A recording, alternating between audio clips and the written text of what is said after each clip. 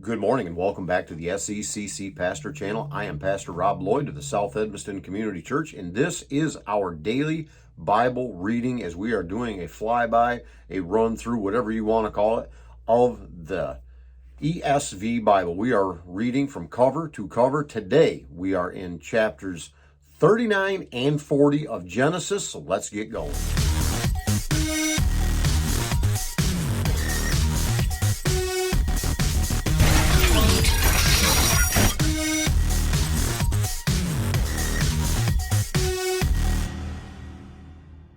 Genesis chapter 39. Now Joseph had been brought down to Egypt, and Potiphar, an officer of Pharaoh, the captain of the guard, an Egyptian, had bought him from the Ishmaelites who had brought him down there. The Lord was with Joseph, and he became a successful man, and he was in the house of his Egyptian master. His master saw that the Lord was with him, and that the Lord caused all that he did to succeed in his hands. So Joseph found favor in his sight and attended him. And he made him overseer of his house and put him in charge of all that he had. From the time that he made him overseer in his house and over all that he had, the Lord blessed the Egyptian's house for Joseph's sake. The blessing of the Lord was on all that he had in house and in field. So he left all that he had in Joseph's charge, and because of him, he had no concern about anything but the food he ate. Now Joseph was handsome in form and appearance, and after the time the master's wife cast her eyes upon Joseph and said, "Lie with me." But he refused and said to his master's wife, "Behold, because of me my master has no concern about anything in the house, and he has put everything that he has in my charge. He is not greater in this house than I am, nor has he kept back anything from me except you, because you are his wife. Now then, can I do this great wickedness and sin against God?" And as she spoke to Joseph day after day, he would not listen to her, to lie beside her or to be with her.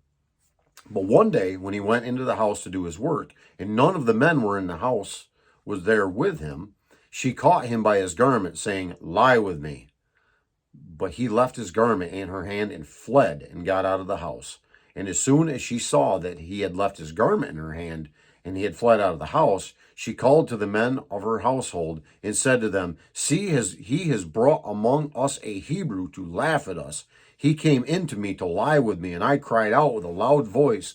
And as soon as he heard that I lifted up my voice and cried out, he left his garment beside me and fled and got out of the house." Then she laid up his garment by her until his master came home, and she told him the same story, saying, "The Hebrew servant whom you have brought among us came in to me to laugh at me. But as soon as I lifted up my voice and cried, he left his garment beside me and fled out of the house."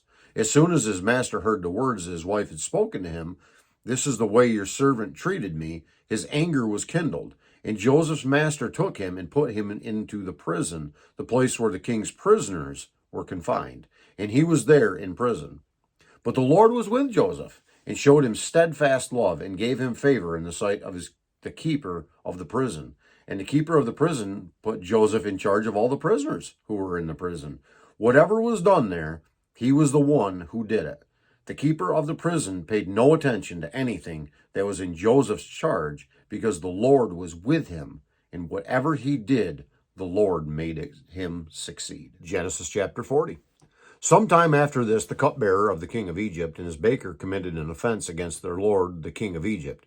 And Pharaoh was angry with his two officers, the chief cupbearer and the chief baker, and then he put them in custody in the house of the captain of the guard, in the prison where Joseph was confined. The captain of the guard appointed Joseph to be with them, and he attended them. They continued for some time in custody. And one night they both dreamed, the cupbearer and the baker of the king of Egypt, who were confined in the prison, each his own dream, and each dream with its own interpretation. When Joseph came to them in the morning, he said that he saw that they were troubled. So he asked Pharaoh's officers who were with him in custody in his master's house, "Why are your faces downcast today?"